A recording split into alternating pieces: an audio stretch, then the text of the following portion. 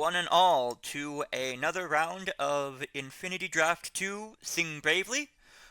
Here we have the California Chuds, consisting of the tournament organizer, Glare, aka Navron, versus Dreamcarver, an old fan deck buddy of mine. Um, right now, um, right now, I think they're deciding who will go first or second.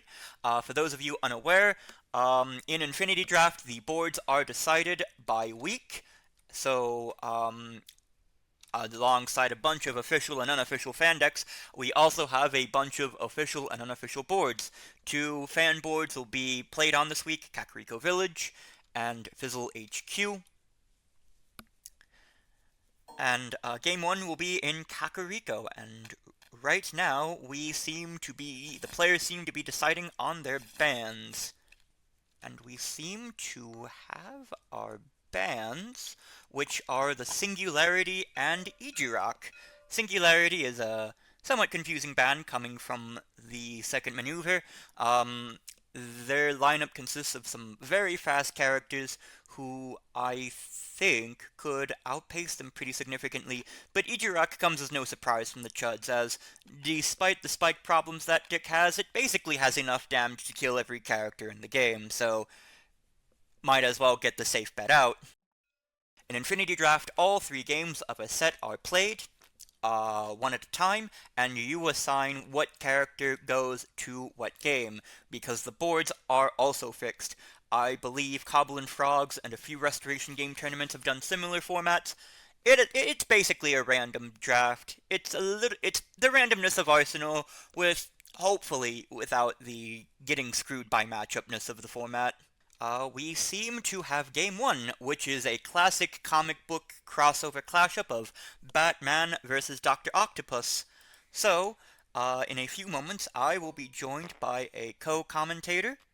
Let me update the overlay, and in the meantime, you can give the audience an overview of our two decks. So Dr. Octopus over here has a pretty common fan ability, but one that never seems to work out. He has a maximum hand size of 8, because he's got 8 hands. No, really, look at his model and count them. He's got 8 of them. Definitely. When he maneuvers, he can move a fighter in his zone up to 1 space. And his deck generally plays with both parts of that. He has some things that want him to have more cards in hand, similar to the opposite of Loki. And he wants some specific positioning tools, similar to Leonardo almost. And in the meantime, we have Batman from the Snark Knight. Batman is a more straightforward fighter, being arguably one of the most famous superheroes of all time, and a name anyone recognizes. His special ability is that when he resolves effects on his cards, if there is a copy of his opponent's card in his discard pile, he is considered to have won the combat for the purposes of his own card effects. So Batman is generally trying to play a longer game where he's trying to get the opponent to block suboptimally. He also has a few cards to force suboptimal plays. The key one here being a Superstitious Cowardly Lot, which is essentially a more advanced version of Loki's Looking for Trouble.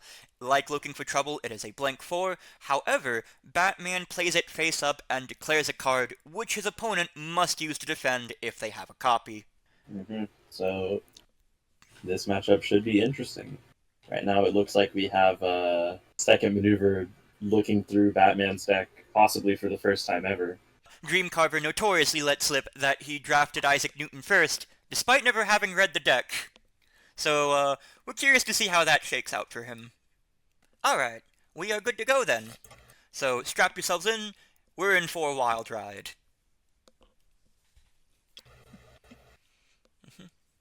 Oh yes, and as part of the board setup, Batman is also move 3, and we see Robin going here for his first swing at the octopus.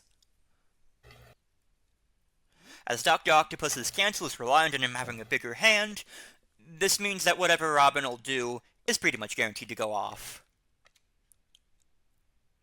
And He here... Master the Atom at 2 with draw 1 here.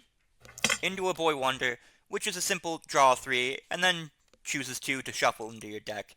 It's a sort of variation of coded notes. Robin is just swinging a 3 to make Dr. Octopus respect him. It does also get a card into the discard pile.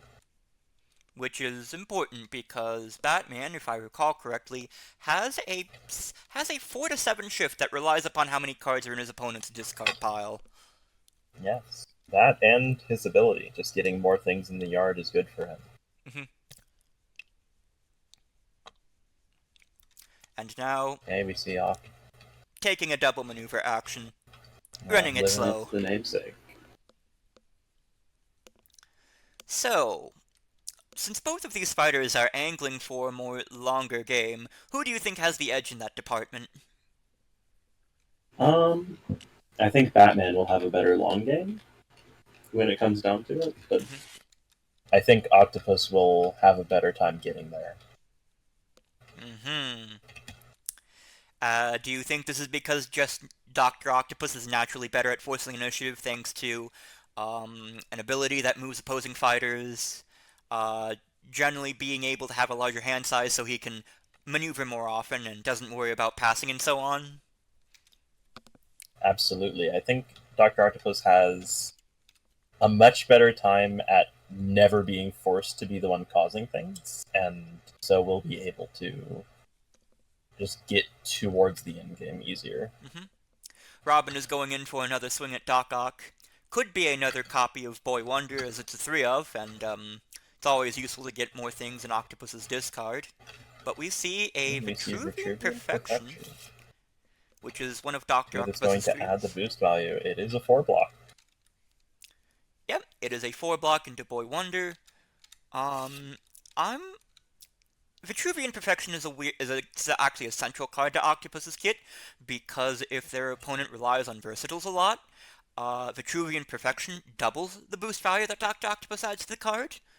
Do you think it's actually relevant in this matchup? In this matchup, I do. I think it'll matter a lot more in the. Oh wait, no, not at all. Actually, not on defense at least. A lot of Batman's attacks aren't that big on their versatiles to actually matter that the boost value is added twice here. Mm-hmm. But I think that as an attack, Vitruvian Perfection is going to be doing a lot for Dr. Octopus. Yep, and we see Robin being used as a body block, while Batman retreats into the shadows. I think we're about to see him overdraw to discard, or... You might be.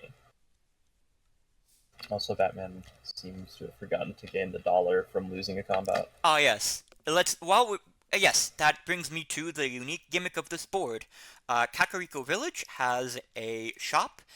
At the beginning of the game, our fighters chose to gain rupees for winning or losing combats on attack, and at the end of their turn, they can stop on any one of these particular spaces that I am mousing over to buy one of these items, which have various effects, such as recovering health, such as being able to force reveal their attack card.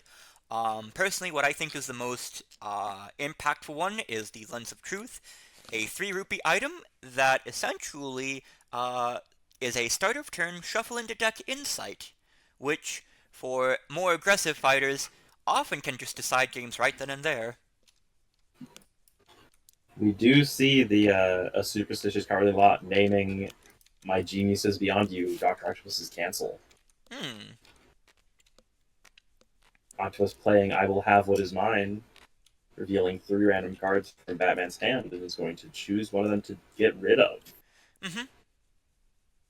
Some really good options here. We have Always Prepared, we have another copy of Boy Wonder, and then we have Dynamic Duo, which is Batman's 5 shift. So, as you can see, Robin, while not essential to carrying the game plan, provides Batman with a lot of important support options. We do see the Always Prepared gets pulled away. Always Prepared is essentially something along the lines of Dr. Trent's utility belt, except instead of healing, it damages the opposing fighter as one of its effects. And unlike utility belt, he gets to choose any number of effects if Batman won the combat, which makes it, in certain situations, absolutely cracked. Yes.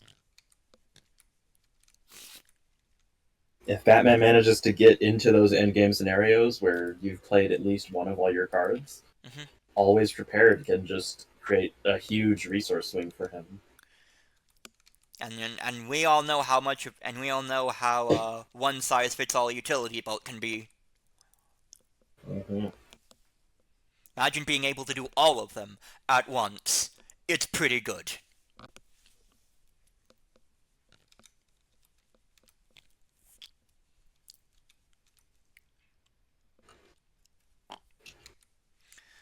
Batman is choosing to go in with another superstitious cowardly lot.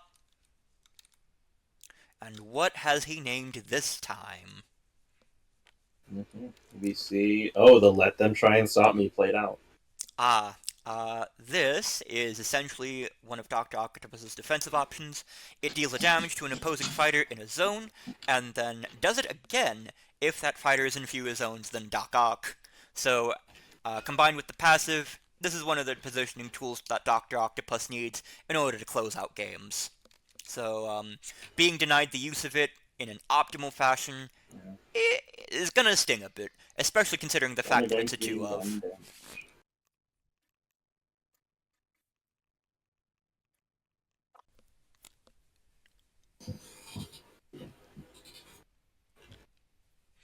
Dr. Octopus is taking another maneuver, shoving Batman out of the way, and then he will do so again. Shoving on past. Shoving himself with the ability this time, getting a little further away. Not that it seems to really matter in this position. Yes, for those of you unaware, Dr. Octopus is a move 1 fighter. He is very slow. Robin walking up, you might see the third Boy Wonder coming out right now. Also, there's something to make Octopus play a card on. Speaking of play a card, if we look at the health totals, Dr. Octopus is at 12 to Batman's 15. So, Batman is definitely getting the better out of these interactions here. Yeah. How would you rate Dr. Octopus's chances of stealing the momentum and turning this around? What has he got in the tank? Right now he does still have quite a bit in the tank. He really just needs to get in on Batman and get some good interactions started. If I had to rate his chance of taking this back out of 10, I would say he's got a solid 6 out of 10 chance. Mm-hmm.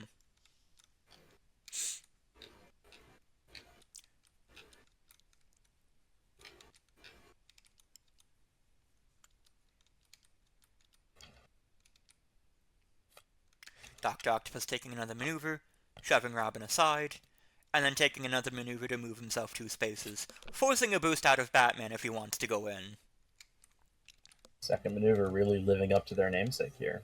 Mm-hmm. It's really a struggle having left Batman open. I really think that Batman might have been the better ban here, but we see the on the prowl boost in.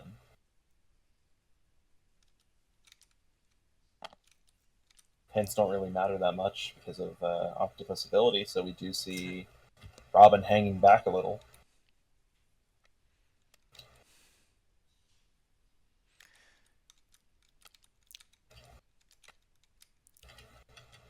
And this time, I believe Dr. Octopus defends with another Let Them Try to Stop Me that will not fire off the second ping damage, but Batman goes for an interrogation, which... Batman does win because of his ability here. Mm-hmm. Interrogation is a versatile 2 that essentially acts as a stolen memories after combat. And I think Dr. Octopus is choosing to take the damage, which brings him down to 9 points of health. It's getting rough. It's getting very rough. He needs to find the damage in on pretty fast, on Batman too. right now. Taking the double maneuver, I don't know about this one.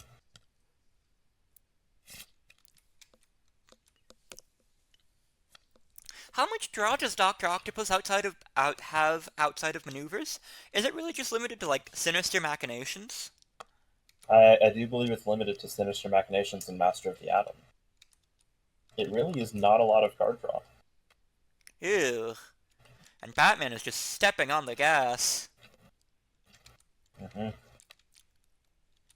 There's a Lurch gonna get out of there. It's another interrogation. Ooh, doesn't But I win think this time, but doesn't win, so he'll only get a peek thanks to not having another copy, which would have sucked really bad. you do see Green Carver's second maneuver waffling over where to send Octopus. It was keeping him close. Oh, look at that hand! Very red, very yellow. We might see the out of my way just to get Dr. Octopus out of there. Mm-hmm. Will we see it? No. We just see a double No. maneuver. Getting I out of really there. think this would have been a good time to play the die is cast, because you have at least one block, and as far as I remember, Batman doesn't have that much action gain? I do believe you would remember wrong in that case. We have another Petruvian Yeah, Perfection Petruvian versus a Perfection. dynamic duo. So this Blocking is for actually 8. going to be a 5 into 2 plus 3, an 8. Yeah. Octopus takes no damage, but doesn't do too much. And then And we see Batman Batman going buying the for the lens of lens. truth.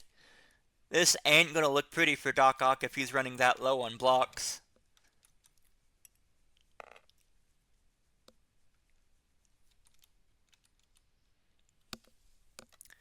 Yep, Just and notice, I don't think that Dr. Octopus has attacked a single time yet. I don't believe so either. We're going to see 3 random cards. We see Always Prepared, On the Prowl, and Hidden by Shadows. Mm-hmm.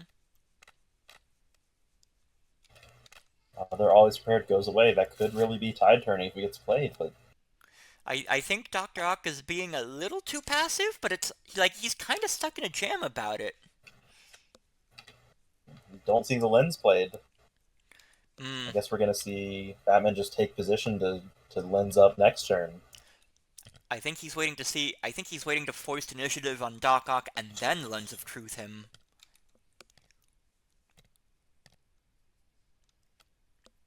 Yep.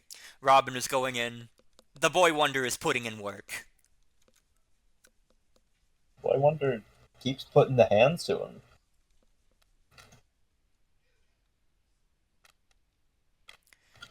The other copy of Vitruvian Perfection into an Always Prepared. Oh, no! Always Prepared, it's going to proc. It's going to be a damage and some movement, maybe card draw even if Batman wants it. I don't think he's taking it, strangely enough. It's another rupee for Batman. Mm-hmm.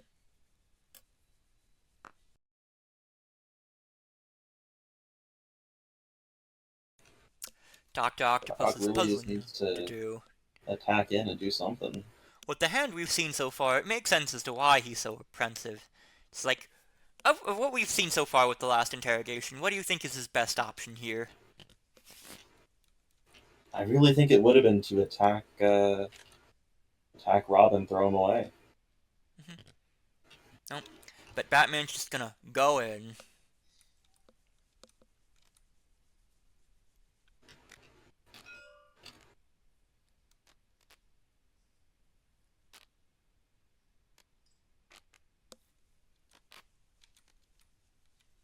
Did you see the die is cast into an on the prowl? The die is cast is a 5-value versatile that lets the opponent blind boost their card, and whoever wins returns the top card of their discard pile to their hand. Batman is choosing not to blind boost, so Doc Ock will return. What was that last one? Vitruvian Perfection. We will see a 4th one played this game. Which, hey, Maybe Doc Ock can use it to turn the tides a little bit. Maybe.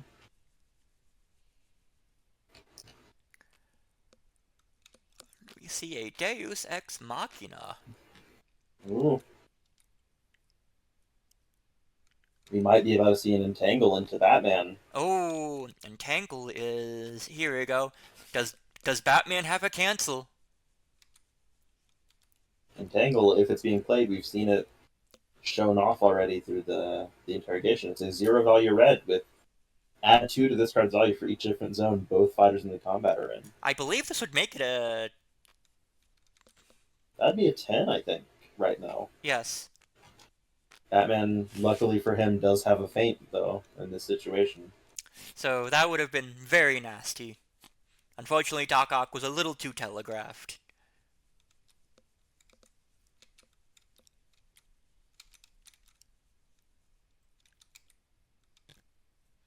Batman is choosing to back off. No, and he's not even sending Robin to do his dirty work. Just taking the day off. Biding his time. Waiting in the night. Not going to buy anything with his 1 rupee. Can we see deck counts from the chat? We have 10 11 from Batman and Robin. and 11 from Dr. Octopus. And I believe Octopus has more passes, but I don't think exhaustion is a viable route considering the health lead Batman has. He has more passes, but every 2 health is a pass, and Batman's sitting on 6 more. Which effectively evens out. And with Doc Ock double maneuvering, I believe the deck counts are now even going into Batman's turn. They are. We do know Dr. Octopus last time the hand scene did have Out of My Way. It is a pass that will deal 2 damage, so... Which is important because the game is getting to that point where every card counts. There is still a world where Octopus might try and go for an exhaustion win, maybe. Batman playing World's Greatest Detective. World's Greatest. It is I think he's boosting with it. Oh. No, it is being played. So we see a lot. Dr. Octopus has enough blocks that maybe playing Lens of Truth might be a bit unwise, but this is still pretty sketchy. We'll see if the good doc can bait something out.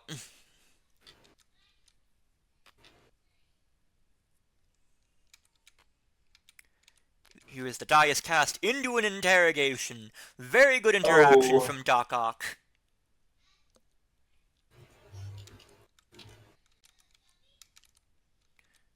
Thankfully for Doc Ock, I don't think there's a 4 boosted in there, but it is going to return to hand first. So Batman will be able to choose it as the result of interrogation, thanks to his passive. And he's going to choose the other copy of Vitruvian Perfection, which Doc Ock will sadly be forced to trash, so that 4th copy of Vitruvian Perfection was sadly a lie and a scam. The interrogation has put in work this game, though. That's It's 3 force discard. That's nothing to sneeze at. It's happened 3 times. Well, one of them actually didn't happen, but just 2 of them, and it's been kind of backbreaking.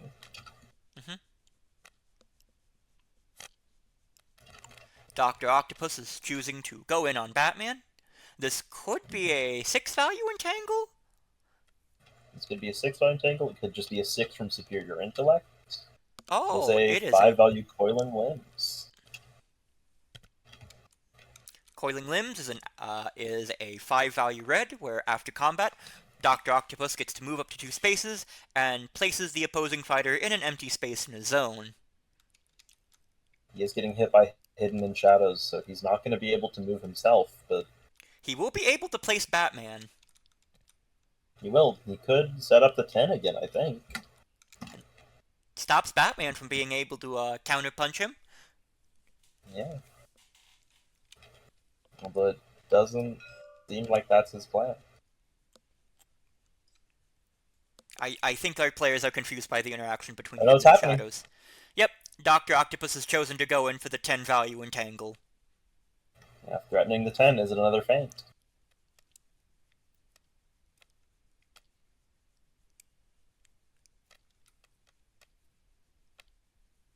Does Batman have it? I don't think he does, or he'd play it immediately. Octopus is just now It passing isn't! the... Oh. It is a feint It is into feinted. entangle. For a sec Octopus there, just now passing the 15 card and discard pile mark. For a sec there, I thought Batman was gonna phase tank that. Could have been scary. But Batman did have his answer. He did figure it out. World's greatest detective and all. Yep. Pretty much all of Oc's reds are still out of the discard pile, though.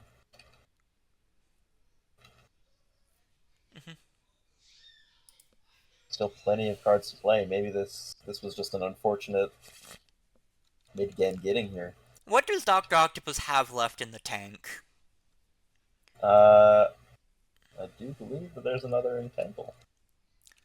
Entangle is an X2, so unfortunately both copies have been played. It doesn't look like it looking at the discard pile. I think one of them was returned by Dias Cast. Oh, right, I forget. There is a third copy of Entangle, so yes, Doc Ock has that in the tank, and there is another copy. There is another 2 copies of Coiling Limbs, so Batman is forced with the mix-up of Coiling Limbs versus Entangle. 2 more Coiling Limbs and Entangle, which is in hand right now. We have seen that from an interrogation. And we also have a superior intellect. And I believe Batman is out of copies of Interrogation? Yes, he is. So, Dr. Octopus can breathe easy with his hand. For now. Octopus approaching. Very scary.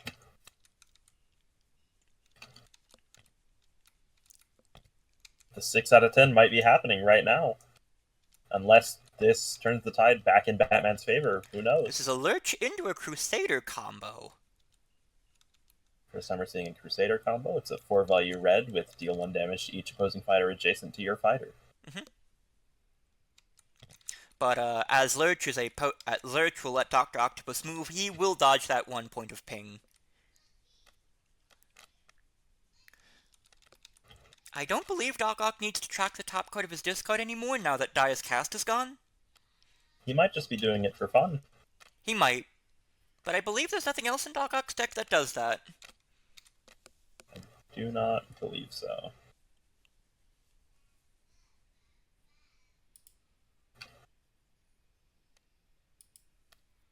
Dr. Octopus might just be going for full value. This could just be Coiling Limbs Entangle right now.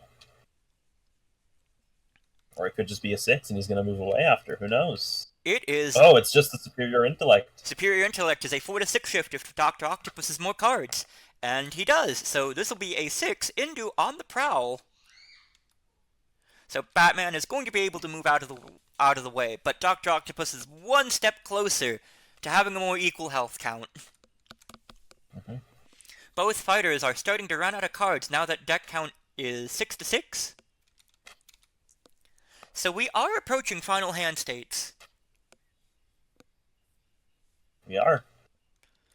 And Dr. Octopus has just as much as Doc Ock has damage, so does Batman. Yeah, I don't believe we've seen either copy of I Am the Night, which is a very scary thing. But Doc Ock does have another copy of My Genius is Beyond You, so he can't cancel one of them, but he can't cancel the other.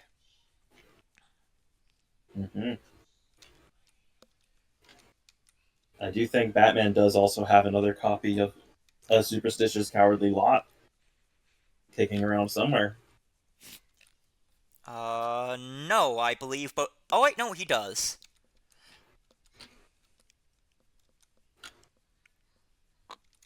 Plus, Batman, I believe, has one more card we haven't seen yet. This might be it right now. That one. I hope Dr. Octopus is ready for a response. Oh, no. Batman is backing off for the time being. Just taking a turn. there's been a very low number of items bought and rupees spent this game. This has been a very slow-paced, deliberate game.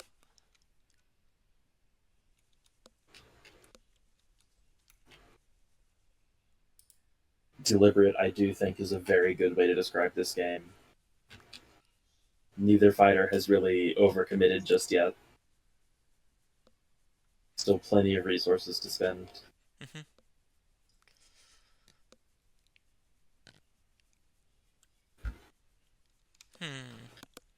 Is this a double maneuver turn for Doc Ock?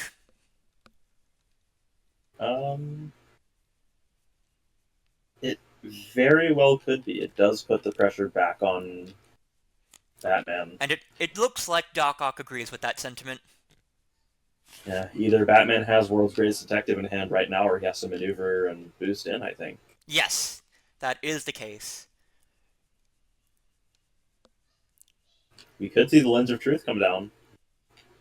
It was hovered for a moment.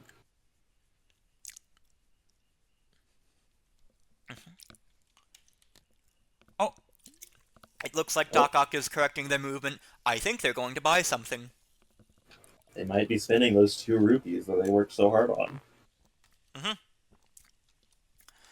And I believe they're going to buy a recovery heart. This is an item that, at the start of their turn, lets all friendly fighters, in Doc Ock's case just himself, recover a point of health. So he's got that one more point to work with. Won't matter on empty decks, but it lets him dodge lethals.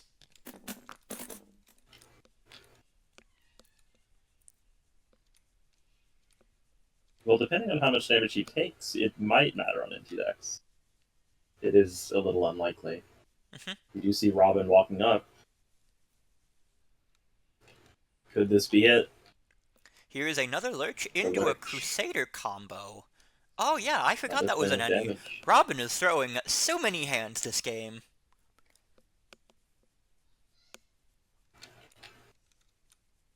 And I believe that is the last of Dr. Octopus's movement options? I do believe so, which is gonna get... I know I've said it a few times, it's gonna get scary.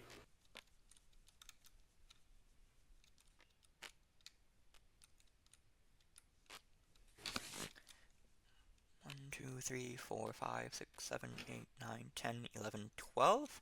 Yes, I believe we've seen all of Dr. Octopus's deck. Which also means that any cards Batman can play are guaranteed to proc off. Unless they get cancelled, which... There's only one more Geniuses beyond you. Batman could be waiting for empty deck to force it out. Here is a Superior Intellect into a Hidden by Shadows. It will proc, dealing Batman 2 points of damage? Yes, 2 points of damage on Batman. Mm-hmm. That's another $1 for Doc Ock, but he will be unable to move for the turn, so unless he has a way of getting Batman out of the way... Oh, and it's a Coiling Limbs into the Coiling Limbs Feint! over a Feint! Alright. But, Batman is next to Doc Ock, and it's his turn. Yeah, and looks like the Dr. Octopus was meaning to Recovery Heart on that turn. We have $2. But now, I believe Batman is going to fire off the Lens of Truth.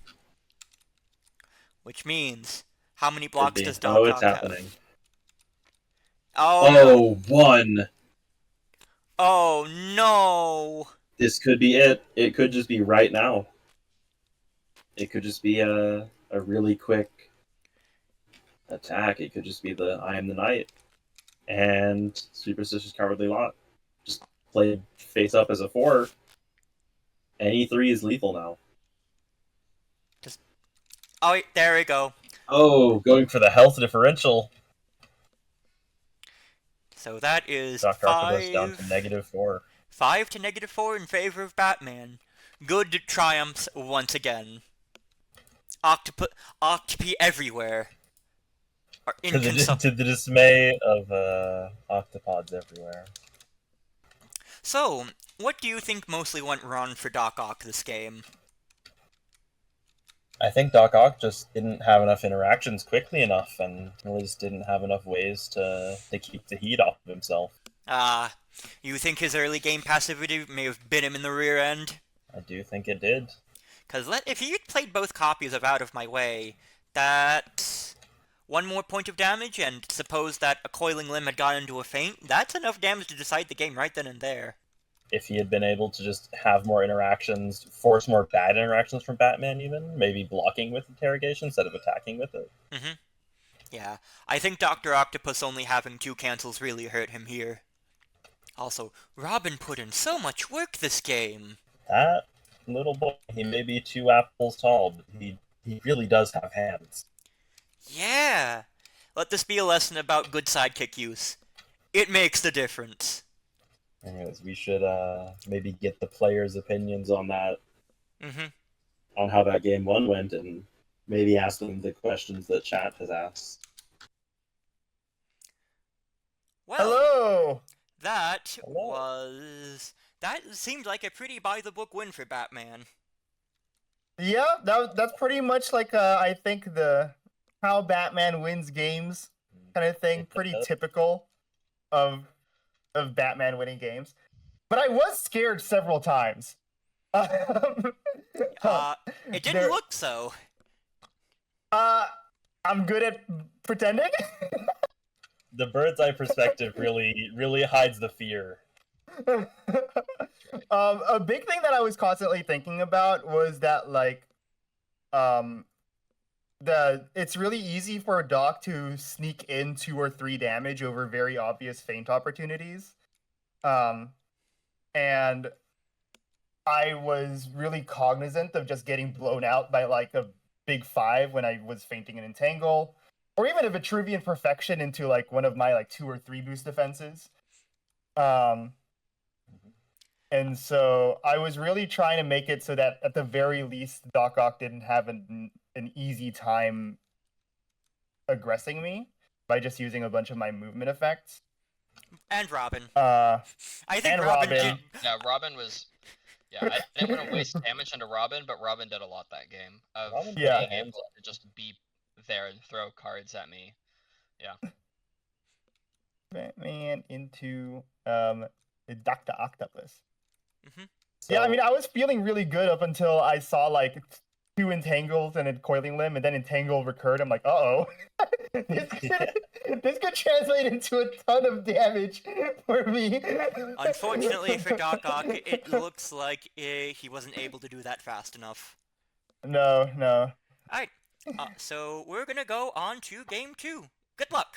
Yeah. Before we go into game 2, Dream Carver, chat did have a question for you That's the question. during draft, which is what's the reasoning on the Singularity ban? Because that's the deck I know least of those 4. Hey, type shit! Not by much of a margin, I must admit, not by much of a margin, but it was the one I knew the least. Nice. Mhm. That's fair. That's Fear fair. of the unknown. Does chat think that was the wrong ban?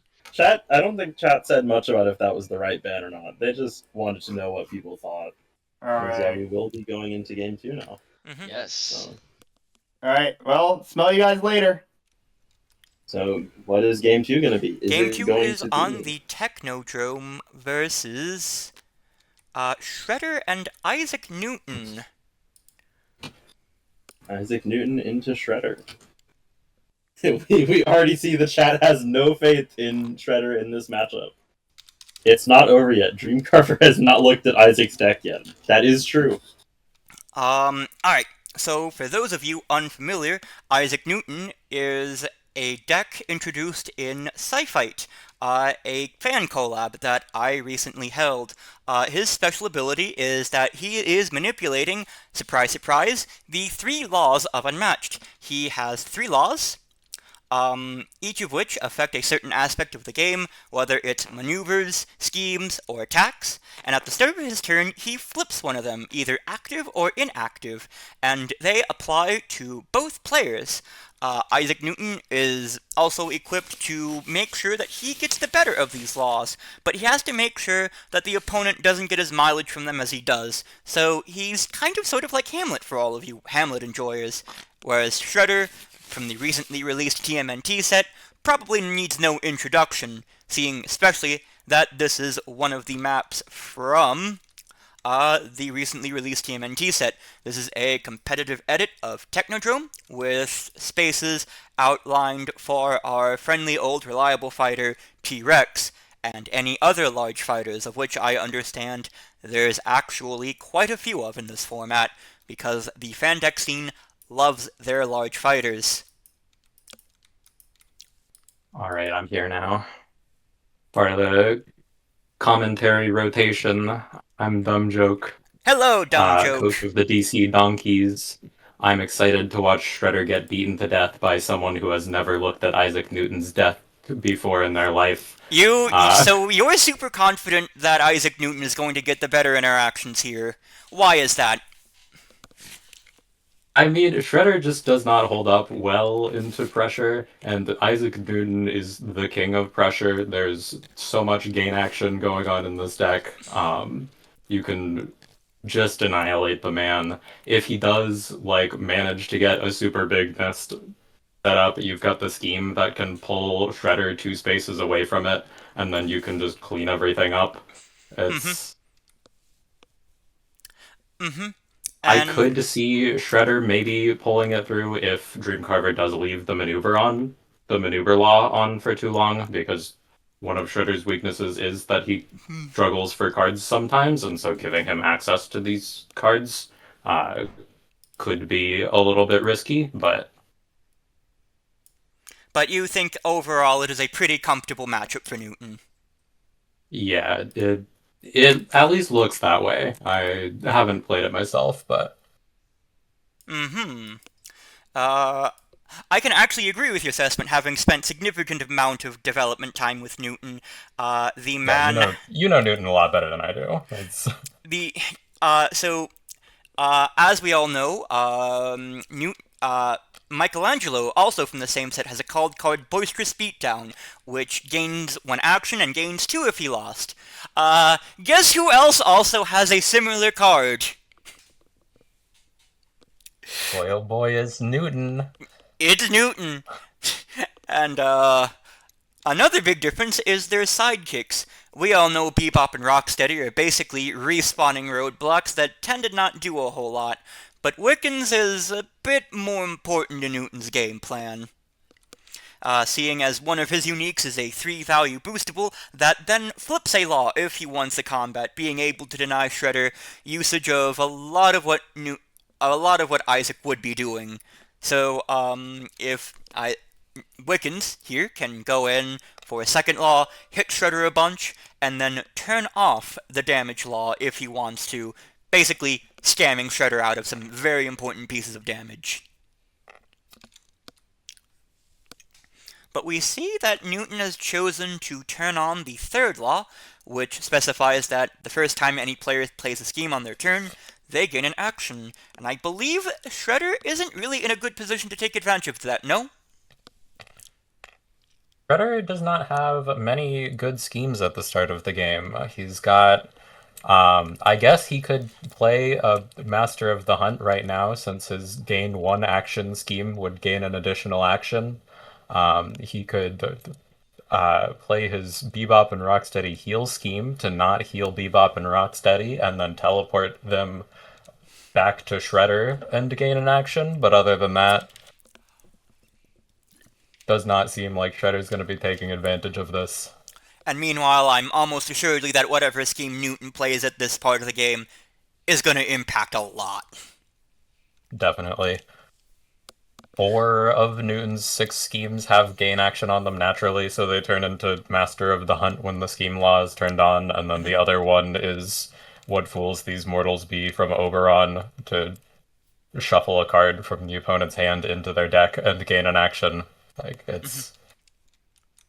And here we see Gruff Escort going into a Principia Mathematica, which is essentially a +1 for each face-up law, and then flips a law. and Gruff Escort needs no introduction.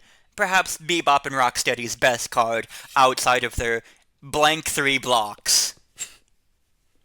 I don't know, those blank 3 blocks really are in the deck, I think. I mean, one of them is an any, and it is Longshot, which, yeah, it is a blank 3 in this matchup. But I believe... We are seeing Shredders start to build up a little bit of a nest, so...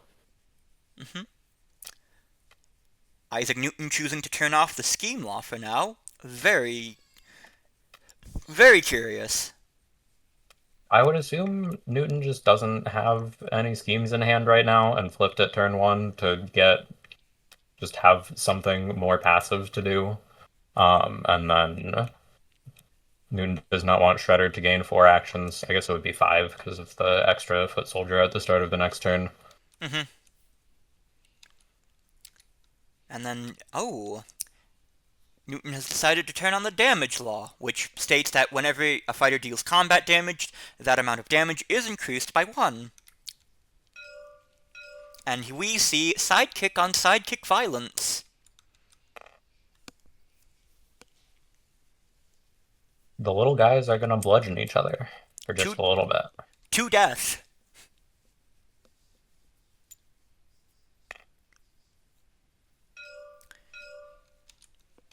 Interesting seeing Wiccans choosing to stand next to the Foot Soldier. Oh no! Oh! This is a face-tanked reaction. This would normally gain 1, but since Wiccans won, he will gain 2 actions instead, and he's going to go in again. And this is a 6-value memento shift that pretty much gives Bebop and Rocksteady on the spot. Bebop and Rocksteady are gone, and Newton's still got an action left to leave. Yeah, no. That was a very good interaction. Or would you say a very good reaction? I would say that, yes. But anyway, we see Shredder start to take his turn. And notably, Shredder has chosen to take a double maneuver action, and discards a Master of the Foot. Shredder notoriously has a bunch of garbage in his deck, and isn't afraid to overdraw discard, as long as the cards he does play win him the game. And meanwhile, I think we see Isaac Newton choosing what law to turn on. We are seeing the maneuver law turn on. Very curious. I suppose the thought process is to let Shredder, get rid of make Shredder overdraw as much as possible, although he is threatening a 4-action obedient subjects, which is no slouch. It would be 5 actions after the start of the turn placement. Oh yes, because there is one more path in which you can place foot soldiers. Here's a Masterful Defense into a Memento Shift. Memento Shift deals 6, and then Masterful Defense heals 4, effectively dealing no damage.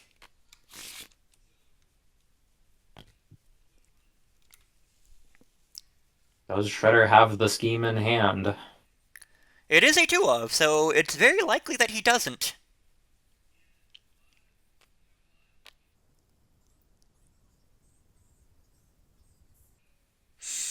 He could also be threatening a Swarming Strike now, which would be a 9, and I'm pretty certain with Wiccan's defensive profile, anything he plays is almost a guaranteed KO, aside from a Feint of which he only has 2 of.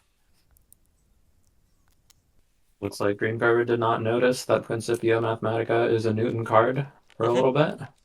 We have a We fellow are going to see the 9. There is the choice to swap. Not taking it.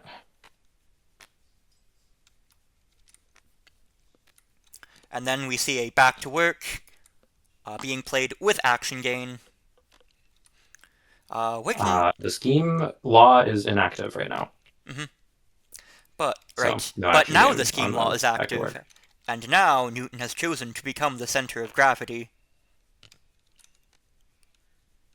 Pulling Shredder off of the nest, but not making a move to clean it up. I think he's trying to do it now. as he plays both a Center of Gravity and another Principles of Motion.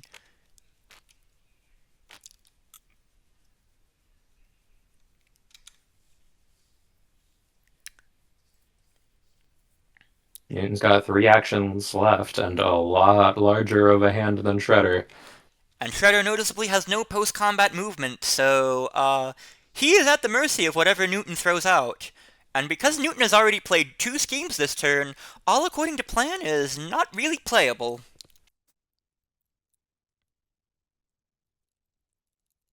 All according to plan is such a bad card in this matchup. You do not want to be giving Newton extra actions, and his schemes are very free to play. Yeah, seeing as both of them have the potential to gain action or just insight you. And we see a feint into a long shot.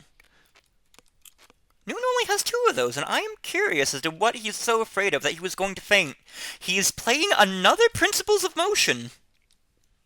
I think Newton is struggling to find cards to hit really hard with right now. And the feint was just to bait out a block to hope other Oh things my hit in. goodness! This is a That 7 is value on the An shoulders. undefended 8 because the attack law is up. That's sidekick card.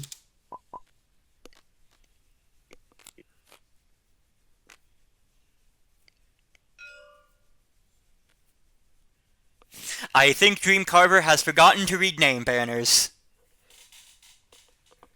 Dreamcover has said that he has not looked at this deck before, so showing just a little bit. The apple into a long shot, dealing 2 more damage. That is so much of Shredder's health gone. There's still 1 action left from Newton. Choosing the draw 2.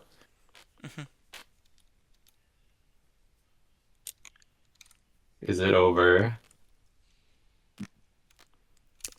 No. Not quite over. But that is 3 points of damage, is it not? That is 3 points of damage, yes. They Okay. got it.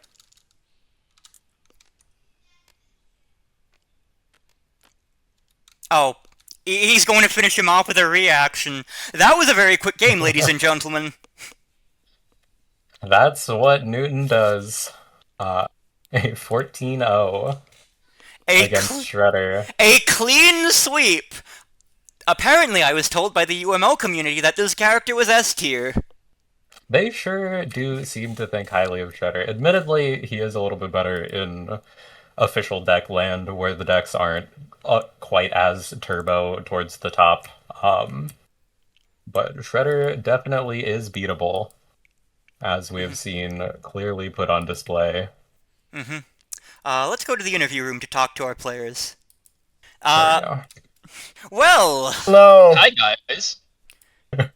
Well, so how was your first time playing Newton? Yeah, it was cool.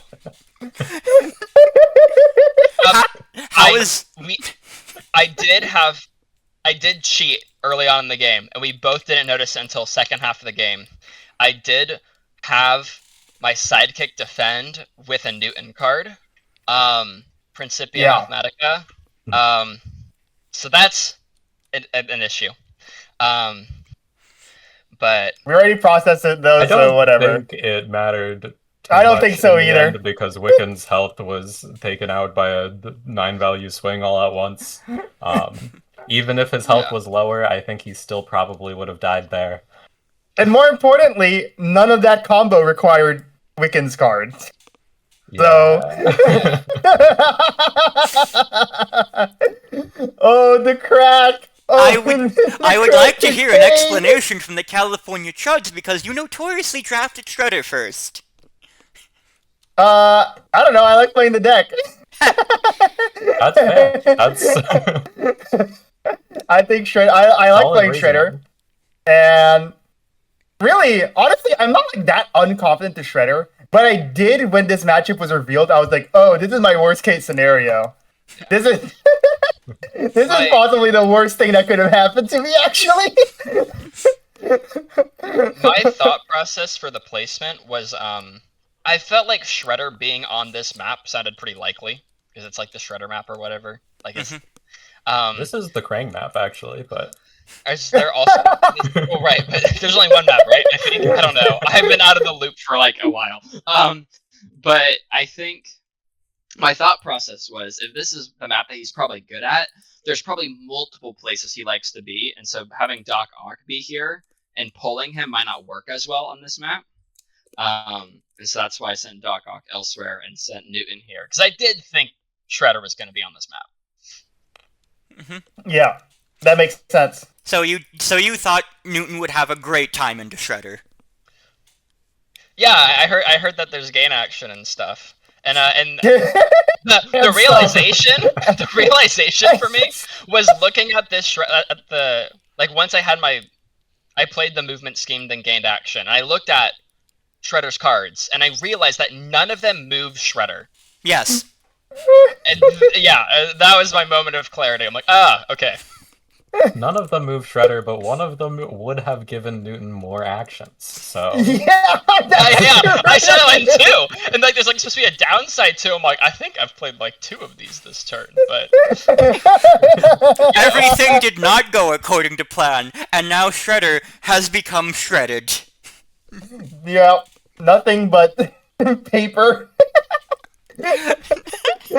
Nothing but paper and failed theses. Oh my god. Yeah. That was really funny. I can't even be mad, you know? I feel like this is like kind of exactly what should happen. This is kind of the way of the world, I think. yes. Alright, well, I guess we got game 3 going in. That's right. yeah. Alright, let's try not to play any wrong cards this time. Yes. And not take any cards from each other's hands. Yes. We will be seeing you later on. Alright, smell you later. Alrighty. Explain 2B and 9S while I update the overlay. Yeah, so 2B and 9S is a deck that I created. You get a choosable hero, sort of like Yennefer and Triss, except there is actually a choice in this one instead of one of them being significantly better than the other. It sort of switches between being a more aggro blind boosty deck with 2B or a more calculated normal boosting deck with 9S, where you have to match the value of your opponent's card with your attack in order to boost. And there's some cards through the deck that help you do sort of either mode of game plan.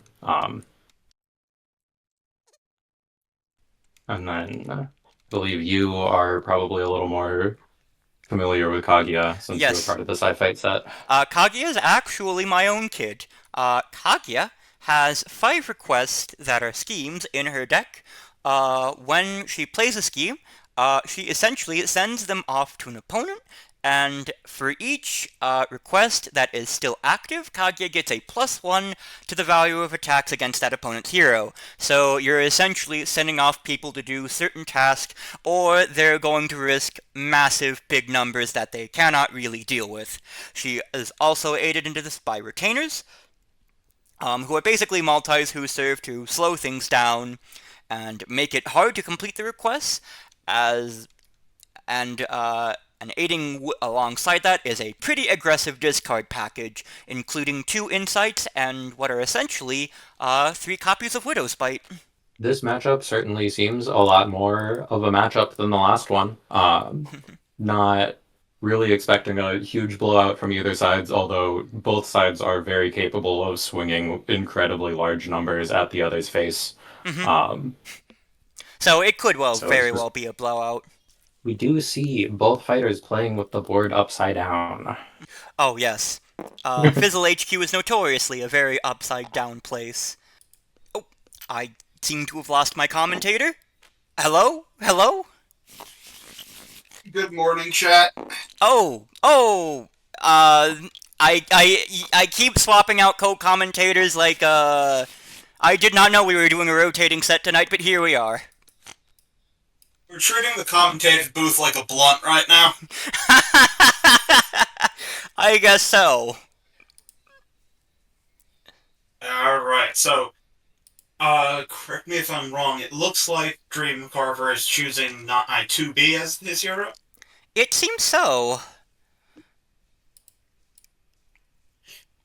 Alright, here, let me pull up the deck list real quick.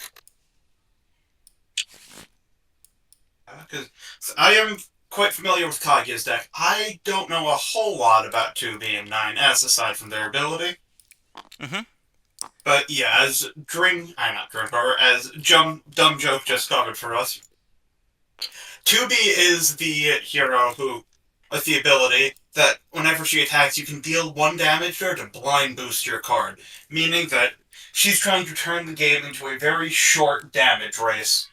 And Kaguya, by contrast, is trying to make the game go on as long as possible so she can maximize the value out of her request. So, we see 2 conflicting game plans going on here, and I'll be curious which one comes out on top. Yes, I see the logic behind the 2B pick here. If you're thinking you're not going to get a lot of opportunities to actually get in on Kaguya, then you're going to want to make each opportunity count. And so 2B's easy access to her ability compared to 9S, who has to match the value of the opponent's defense to trigger his boost, that checks out to me. Okay. Meanwhile, we see the retainers, one of Kaguya's sidekicks, going in for an attack. We see a I'll rest when I want to into a Glare of the Moon. Glare of the Moon is going to win, which procs its effect. It is essentially discard a card if you won the combat, whereas I'll rest when I want to gives the active player 1 action and makes their fighter take a damage. So it does give 2B a way to deal with retainers, but she did pay a pretty heavy price. Yeah, that is. 2B's health does go fast. Mm-hmm. Yeah. Another thing that I hadn't considered at first that could have influenced Dream Carver's decision here. Because if 2B is the sidekick, Kaguya's a lot less inclined to approach her because a lot of her tools are hero only, aren't they? Well, not just that. It's the fact that, as you mentioned in the pre-game, Kaguya has a fair number of discards, and killing the retainer is basically a form of discard in its own right. Mm-hmm.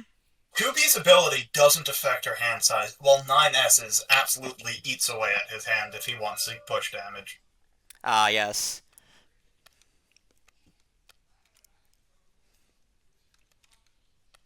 A very interesting nuance here. We see a regroup into a Forgotten Compassion. While on the surface this may be a good idea, Forgotten Compassion is a 4-value versatile that allows Kaguya to search her deck for a request. And Kaguya's revealed the Buddha's Bowl. Yes, I mean, I still think that's a good interaction for 2B, honestly. You banded out Kaguya's premium defense. Yes. You don't really care too much about the text on the cards, only the number. Yeah. Especially with a fighter with a game plan like hers. Mm-hmm.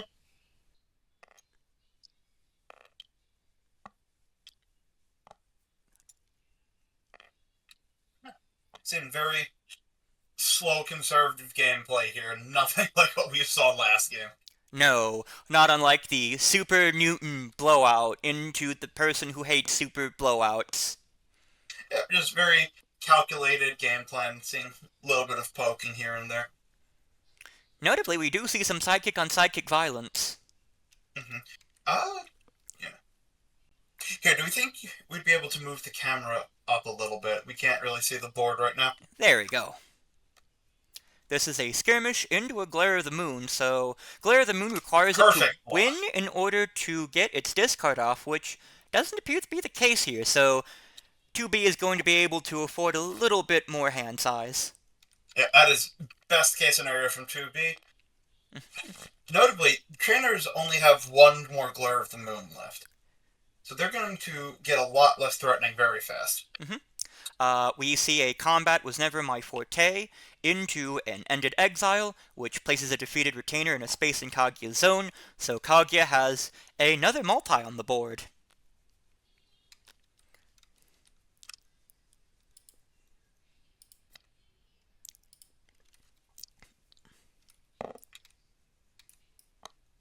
So it looks like 2B just using the 9S card to recur skirmish instead of killing a retainer there. What's your opinion on that play?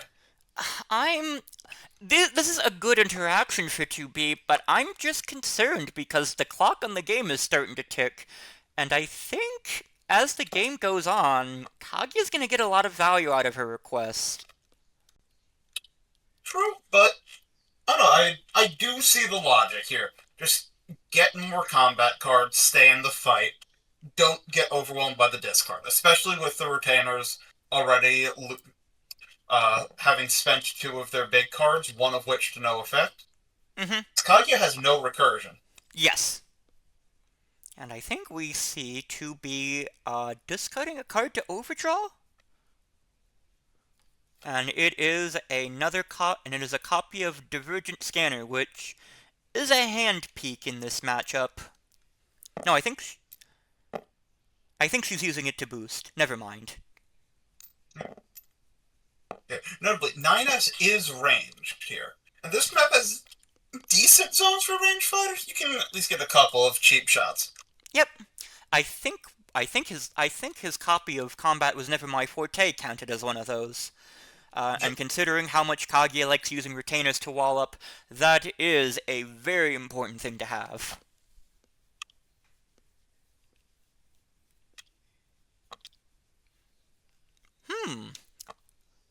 Yeah, I think Glare is being very wise in keeping this retainer up the top, because he's denying 9S the use of the slide.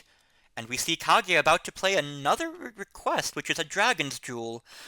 This essentially acts somewhat like Sun Wukong's Fire Acid at Sea, and is discarded when 2B is dealt at least 3 combat damage.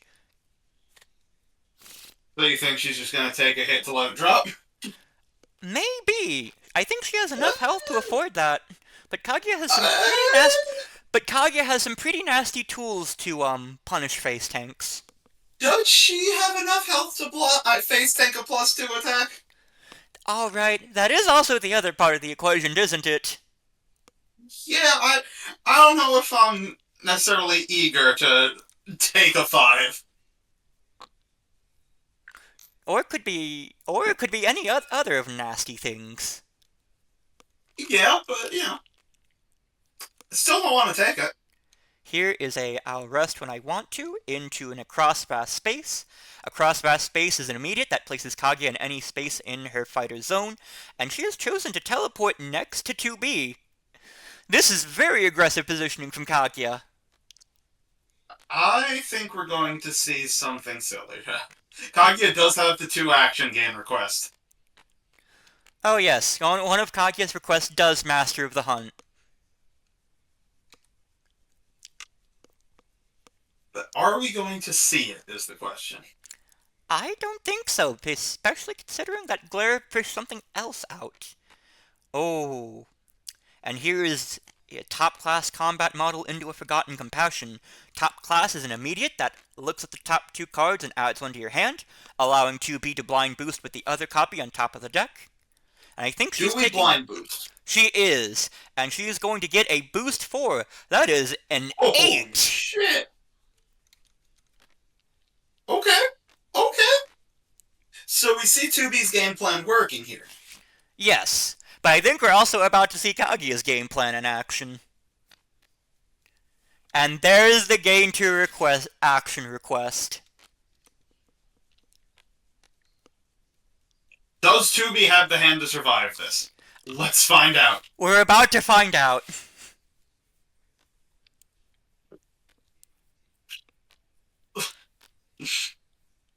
Okay, so Kaguya has 3 actions and is currently at a +2. 2B's got 11 health with a full hand of cards, at least.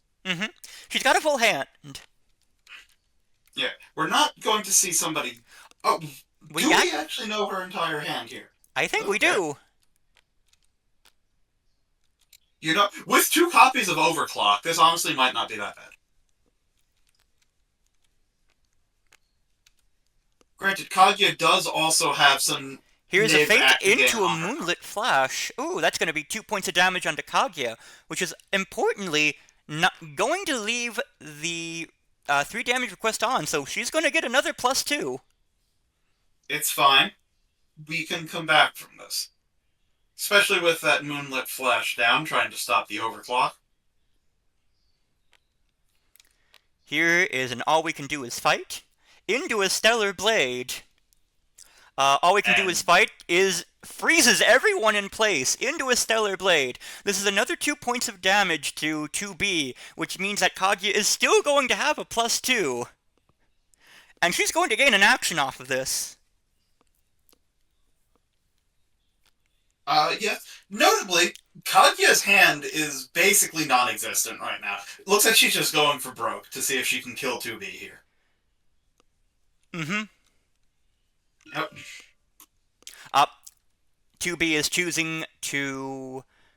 I think 2B is choosing not to boost so she can get rid of the request. Ballsy decision.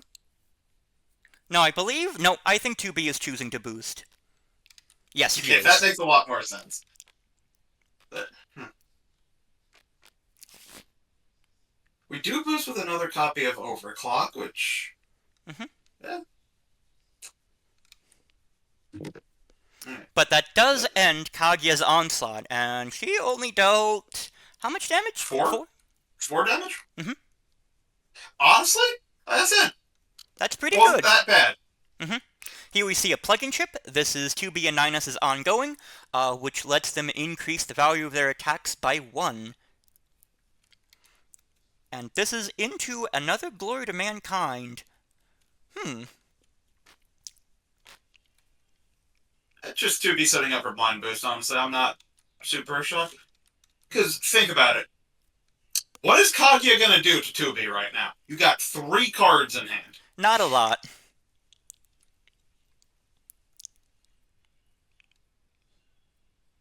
Yeah, especially if 2B drew another copy of All We Can Do Is Fight to lock Kaguya in place. I don't think Kaguya can kill 2B this turn. Even with the +2. And then that just means that Kaguya has to worry about surviving the crackback, which gets messy. So, I don't know, I quite like this play right now. This is an ended exile into a top-class combat model. We're about This is gonna hurt. This is gonna hurt a lot.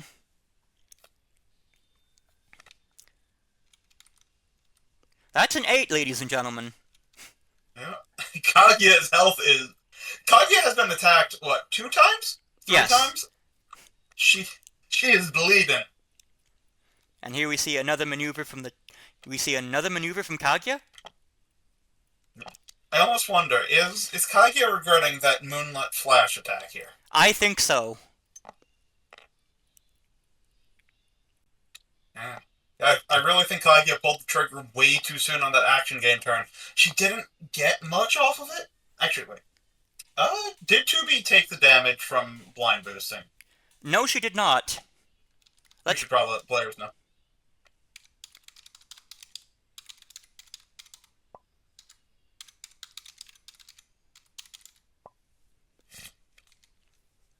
There we go. I just have to do some quick bookkeeping real quick, but we're back on track. Yep.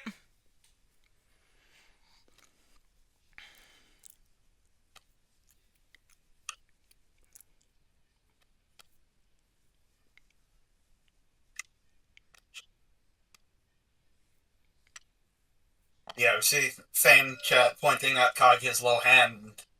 It's not looking great for her right now. Kaguya's not... Once Kaguya's hand goes down, she's not the best at building it back up, which is why knowing when to pull the trigger on your big action game turn is so important. And I think... Especially when 9S is playing The Future Is Not Given to You, which names a value and forces their opponent to play a card of that value in their hand. Ooh. Oh, yeah, they must play it instead. Actually, not that it it matters here, but what would the interaction with Faint be there? Oh, wow. Kaguya's got nothing! Yeah, no. But unfortunately, that means that retainer is going to bite the bullet and become so many particles. Okay. You go, girl, give us nothing.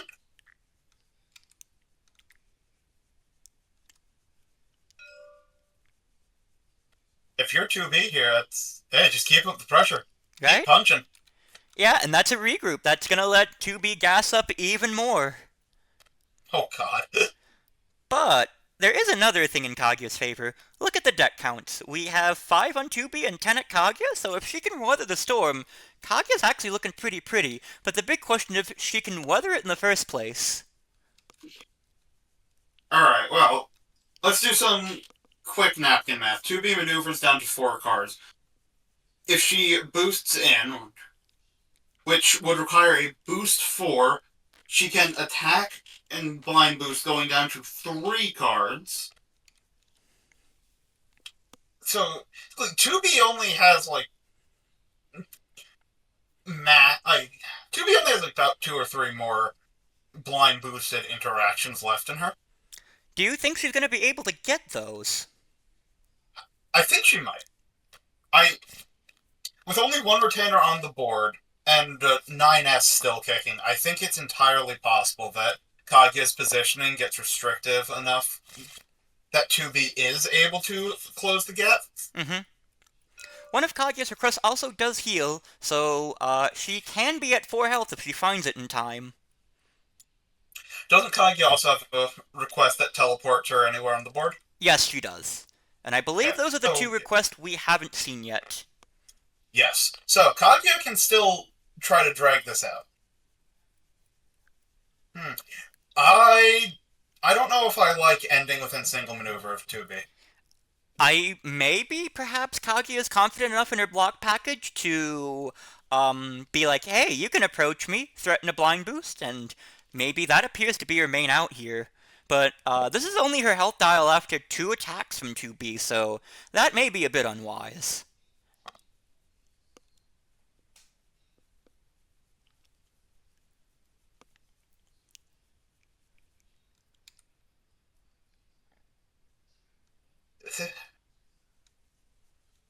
What does 2B still have left for big damage? She does Skirmish. still have that skirmish she recurred earlier in the game. Yes, she has a skirmish, and I believe she also has a 2 more copies of one more copy of top class combat model.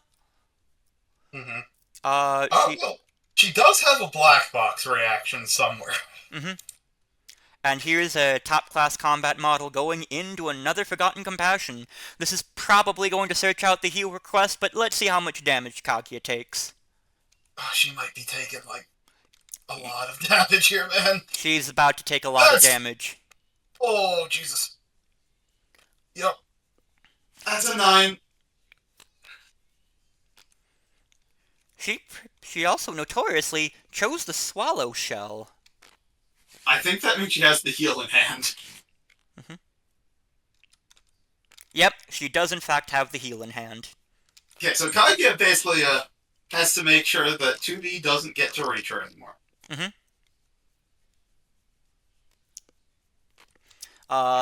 Kaguya boosting in with a Glare of the Moon. Probably to make sure that 2B can't reach her, but I think 2B is fine because as long as you've got a boost 3 in hand, you're sitting pretty.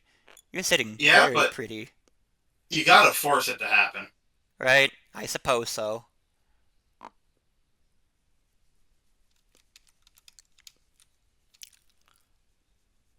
Yep. Oh, 2B's deck is empty. She is officially out of blind boosts. Oh yeah, because top class combat model draws a card. Oh sh. So what does 2B have in the tank now? She has skirmish. 2 skirmishes. She also has the 2 9S cards. Mm-hmm.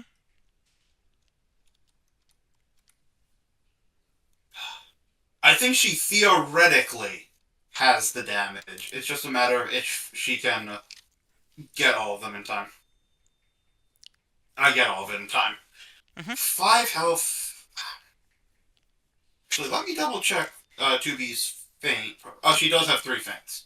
Yes. 2 of which are in hand. So, good luck on getting that. Getting that Fuji off right now. I don't think, but considering that Fuji is a base 4 before feints, maybe that's all the damage Kaguya needs? Possible. Though, Kaguya does also have, God, I'm forgetting what it's called. Her print 4 red. Ah, yes, Impossible Beauty, which may be lethal at this point.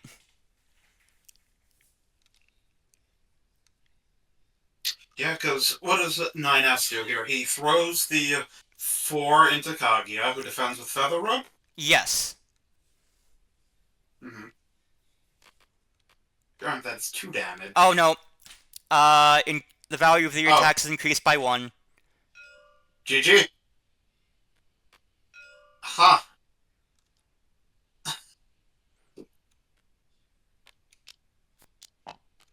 Oh, there's the other 2 feather robes, buried.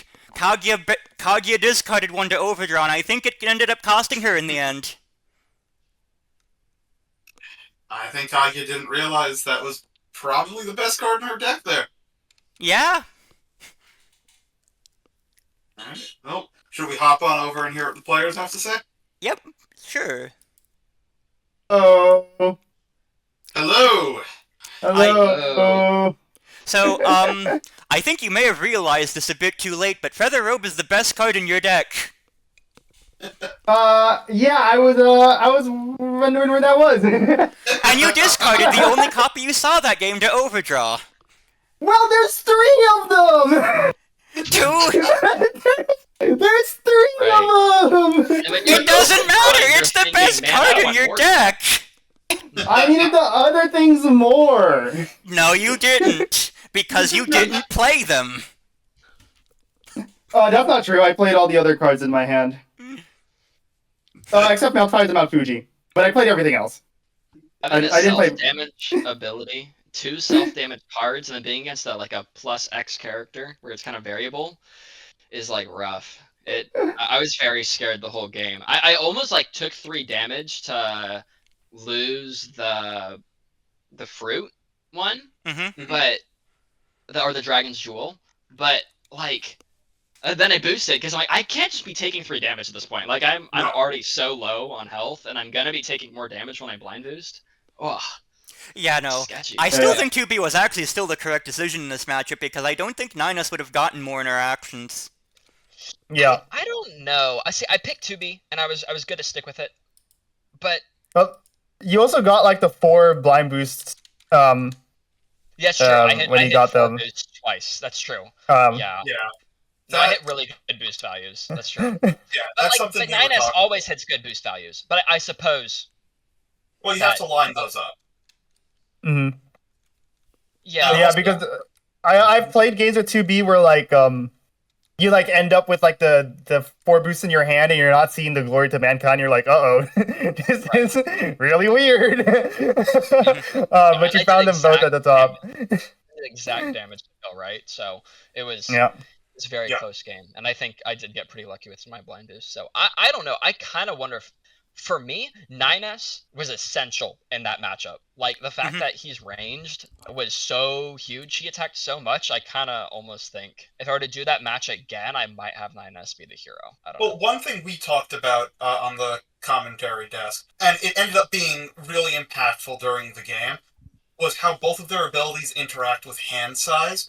With 2B, when you blind boost, you're not losing anything from hand. So all of your draw is actual draw. Yeah. And I love draw, so that is a big part of why I picked him. Like, if I want to be pressure, if I want to go crazy, I need to use 2B, because 9S does have to play a slower game. Yeah, in the mid game when Kaguya went for her big action game combo, it looked very scary at first. But then you consider the relative hand size after the fact, and Kaguya wasn't really able to claw back after that.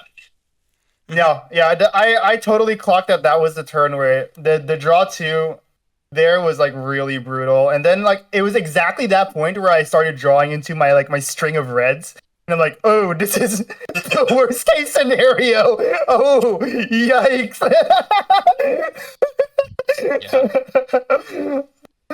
All the cards I played there were like the cards I wanted. I wanted those card effects, but it was rough playing print 2s into +2. Yep.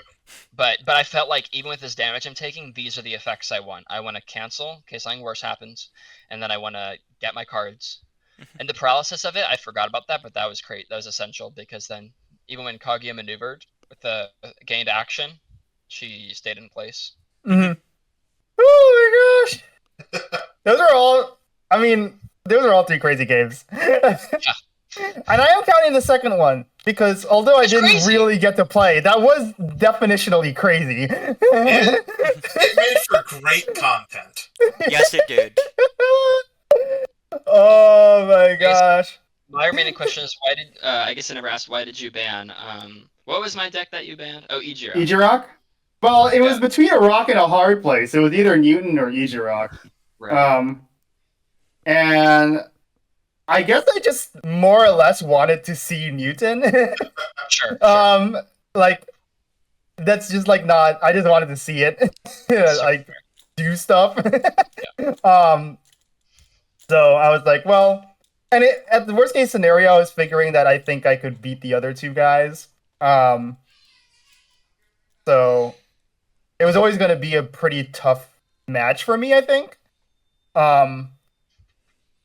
You did come close to beating a 2B. I was very close. Oh, I was so freaking That was the close. closest game. And had you not discarded that feather robe to overdraw, you would have cinched it. Okay, why did you feather robe on D's? And you had to play one of the revives as a blank. It's like an 8. Like it was essential. You had to play it. Yep. But that meant you had one less sidekick, which meant I only had to I only killed 3 sidekicks that game. And Yes. that's all I needed to do. After that, I just ran around them. Right? Oh no, I killed 4. But still, was it 3? Whatever. Yeah. The amount I killed was like so nice. If I had to kill one more, that would have been really rough for me. Yeah. If I had a if I was revisiting this, I definitely would have pushed onto 9S a lot more. In the beginning with like the early 4s that I got. Did he take any damage that game? No. No. The one time I attacked 9S, he full blocked it with skirmish. Yeah, I was more or less thinking that like I didn't really need to focus too much on 9S. Because I figured I could like just start offloading damage onto 2B who's already damaging herself. But that was very wrong because this board is really good for 9S for nicest firing support. So this it was really, really tough to deal with actually. And by the time I realized that, I was like, oh, now I don't think I can do it. now I think I've already invested too much. Right. Because 7 damage is a lot to invest when you weren't like already playing that way. Yep. So I was like, oh well, now I'm committed to killing to 2B, and I couldn't do it. I didn't do it. Yeah. If I think another thing I would have done differently is that I think I wouldn't have taken that gain action turn. That ended up putting me. I know, it's like I saw the 2 stellar rays and I was like, ooh, what if I did it? And that ended up costing me the game the most, I think. If I was going to do a gain action turn, it was supposed to be on 9S to clean them up real quickly. But, well, it is what it is. Something I totally missed also is that I was thinking about attacking 9S. And I was scared of discarding Dragon's Jewel, but I didn't realize this was actually Hero. So I actually could have just done that. Yeah. But I am, in fact, stupid. The robe also was Hero, so I still have the robe even after dealing that 3 damage with 9S. Yep. That's what I deserve that in the end. Dragon doesn't have time to deal with sidekicks. No. No, it's pretty difficult, I think. Yeah, man, those were good games. Yeah. I don't feel the least bit bad. Except perhaps getting mulched by Newton. That one was a Well, I don't think you have to feel bad about that one. That's predestined. That matchup is predestined, dude. Like, Can Shredder win? I don't think so. I really don't. I really I don't. took Like, what? I took one interaction. I took one interaction. That was your mistake. I know, and Ethan was like, wrong move. Should have kept double maneuvering, you dingus. I mean, Yeah. if my movement scheme is bottom 2, Yeah.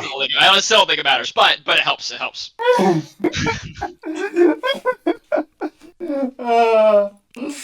Yeah.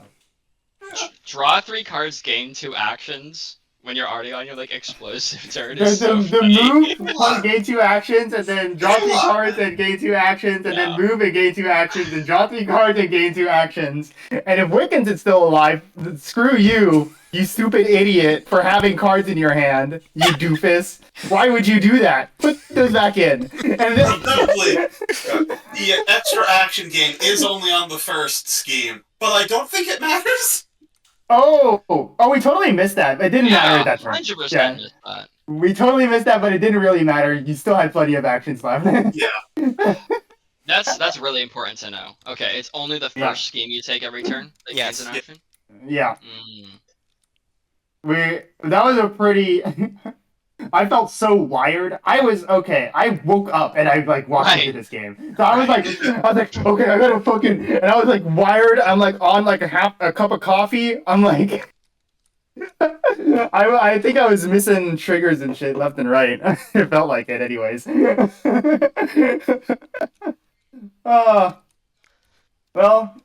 Thanks for streaming, guys. Yeah, thank you.